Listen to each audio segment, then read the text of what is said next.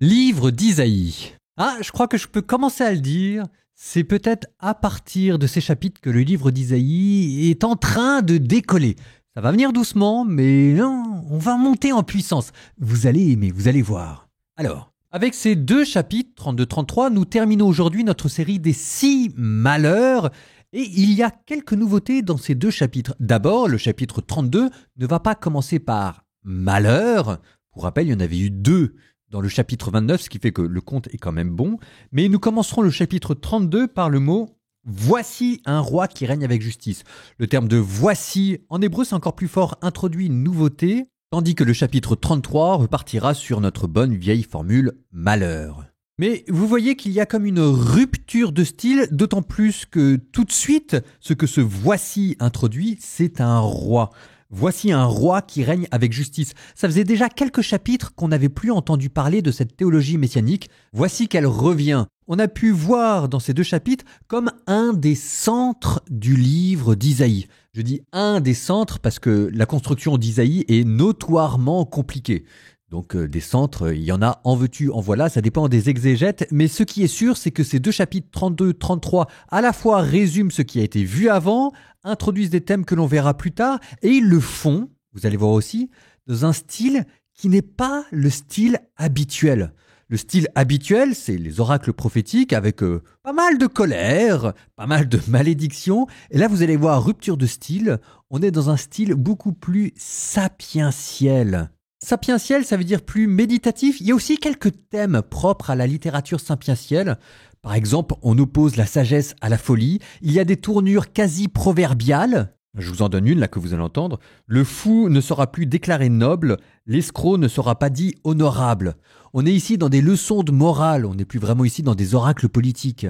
Vous verrez aussi cette reprise du thème des femmes insouciantes, des femmes coquettes à Jérusalem, mais qui est reprise ici d'un point de vue sapientiel. Donc, rupture de style, je vous laisse découvrir le reste par vous-même. Isaïe chapitres 32 et 33. On reprendra après en commentaire.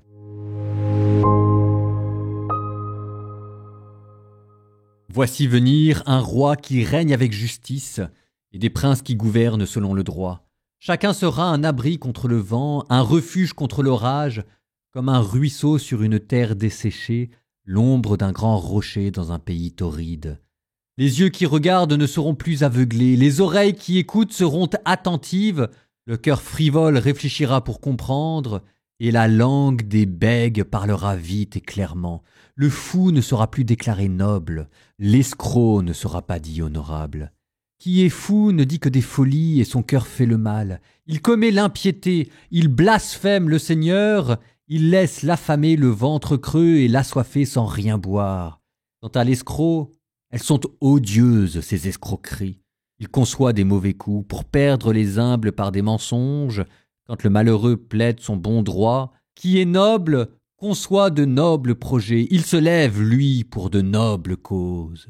Femmes insouciantes, debout, écoutez ma voix. Filles présomptueuses, prêtez l'oreille à ma parole. Dans un an révolu, vous tremblerez présomptueuses, car la vendange sera perdue et on ne rentrera pas de récolte. Alarmez-vous, insouciantes, tremblez présomptueuses, dévêtez-vous, dénudez-vous avec un pagne autour des reins, frappez-vous la poitrine, faites le deuil sur la campagne riante, sur les vignes fertiles, sur la terre de mon peuple où poussent la broussaille et l'épine, et sur les maisons joyeuses de la cité en liesse. Oui, le palais sera abandonné, la ville bruyante sera désertée, l'Ophel et la tour de guet deviendront à jamais des repères, joie des ânes sauvages et pâture des troupeaux, jusqu'à ce que soit répandu sur nous l'esprit qui vient d'en haut. Alors le désert deviendra un verger, et le verger sera pareil à une forêt. Le droit habitera le désert, la justice résidera dans le verger.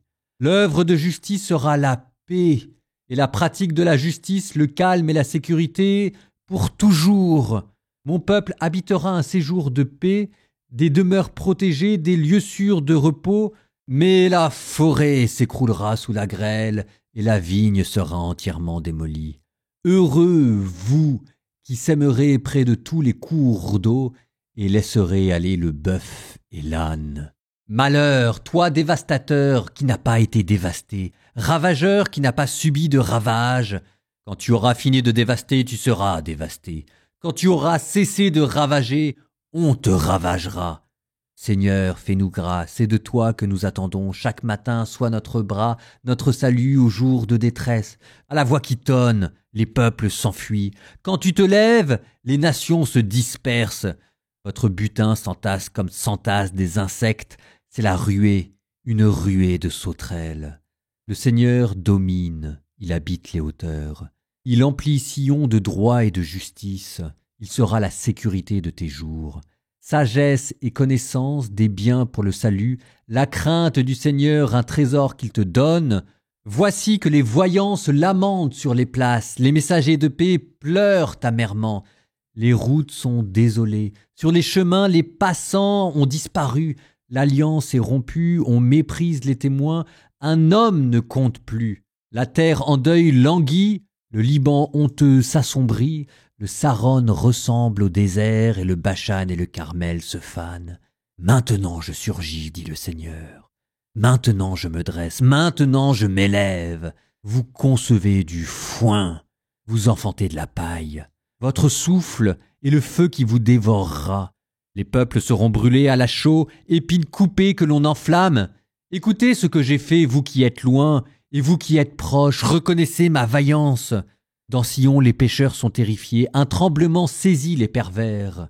Qui de nous résistera? C'est une fournaise sans fin. Qui de nous résistera?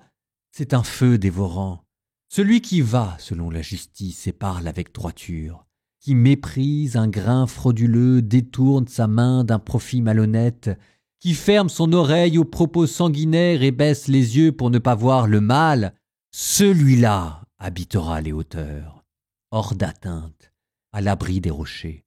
Le pain lui sera donné et les eaux lui seront assurées. Tes yeux verront le roi dans sa beauté. Ils découvriront les lointains du pays et tu repenseras aux terreurs passées. Celui qui comptait, où est-il?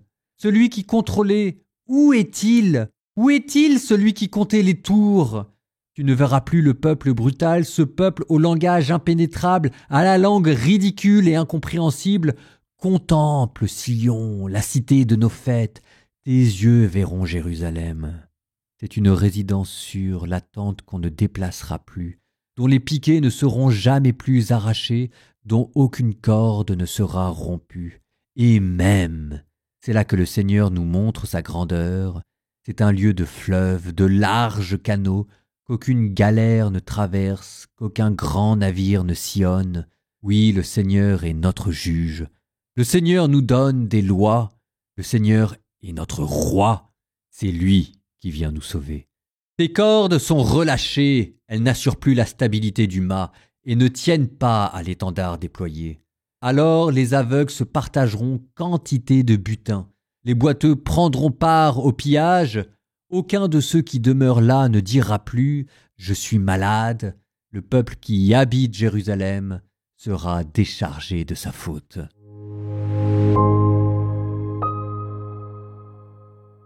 Je commence mon commentaire avec un verset en particulier.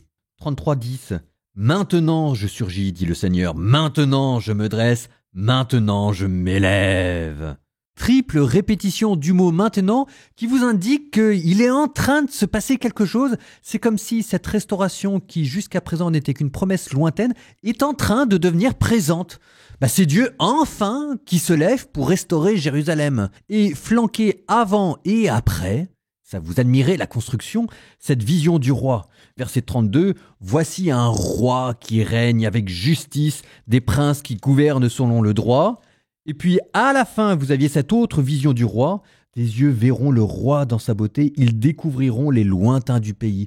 Et au milieu, vous aviez « Maintenant je me lève, maintenant je me dresse, maintenant je vais sauver, dit le Seigneur. » Il y a une sorte de parallélisme entre l'action du Seigneur et la beauté de ce roi, comme si la gloire de Dieu se reflétait dans la gloire de ce roi. Ce qui est curieux, c'est que ce roi, c'est ce que je vous disais en commentaire introductif, est décrit non pas en termes d'oracle prophétique, c'est-à-dire quelque chose qui s'inscrit dans l'immédiateté d'un contexte géopolitique donné, mais il est décrit comme une méditation sapientielle sur ce que c'est que la sagesse, ce que c'est que la folie. Et ça change un tout petit peu la donne. Comment je pourrais vous dire ça? Allez, on y va.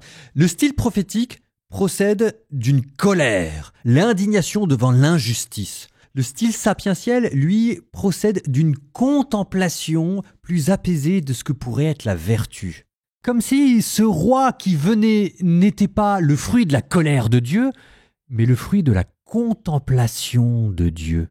Continuons. Le style prophétique, il veut être en prise avec l'action historique, concrète, particulière. Le style sapientiel, lui, médite des lois plus universelles. Comme si décrire ce roi en termes sapientiels, c'était aussi contempler l'ordre du cosmos. Le style prophétique s'adresse à un peuple, à une communauté. Le style sapientiel, lui, s'adresse à un individu. C'est un enseignement moral. C'est-à-dire que ce qui est important, c'est que vous arriviez à comprendre l'idéal qu'il peut y avoir derrière et que ça vous fasse rêver. C'est ça le but d'avoir introduit ce roi en termes sapientiels. Le style sapientiel ici, c'est pas un simple ornement littéraire. Il y a une rupture de style, oui, mais c'est une stratégie théologique d'Isaïe. Le but d'Isaïe, c'est pas simplement de dénoncer l'injustice, mais c'est aussi que la sagesse soit engendrée en nous. C'est-à-dire que le règne messianique ne va pas s'imposer de l'extérieur. Il faut qu'il puisse être accueilli par un peuple qui est ouvert à la justice.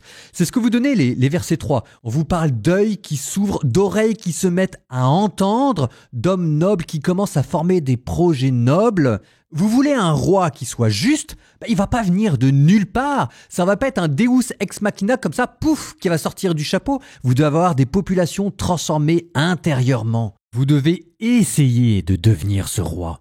Laissez-moi vous le redire de manière très claire, le roi de justice n'est pas un sauveur extérieur, c'est le fruit d'un peuple qui serait devenu sage. Alors vous me direz, très bien, mais ça me concerne en quoi? Ça vous concerne de manière très simple. Vous êtes peut-être pas un peuple à vous tout seul, mais dans votre famille, c'est à vous d'engendrer la sagesse. C'est un proverbe que j'avais inventé à l'occasion d'une homélie, mais je le trouve assez juste. Celui qui fonde un foyer fonde une civilisation. Je vous laisse méditer. Nous nous mettons à prier. Au nom du Père et du Fils et du Saint-Esprit. Amen. Seigneur, tu ne veux pas imposer tes réformes par la force. Tu veux que les cœurs s'ouvrent et tu attends que les yeux voient. Fais de moi, Seigneur, un homme sage, qui médite et qui essaye de savourer la vertu. Non pas un héros d'un instant magique, mais un veilleur qui, à force d'écouter la vérité en silence, à force d'essayer d'être un juste, dont la paix rayonne comme un abri dans l'orage, à force de méditer des projets qui deviennent nobles, à force de vérifier la droiture dans ses paroles, fait que je me mette à aimer la justice, que j'arrive à discerner le vrai du faux, à m'écarter de l'illusion du pouvoir des alliances humaines et que ce soit la sagesse qui éduque mes pensées. Et alors, Seigneur, je verrai ce roi que tu m'as promis et mes yeux le contempleront dans sa beauté.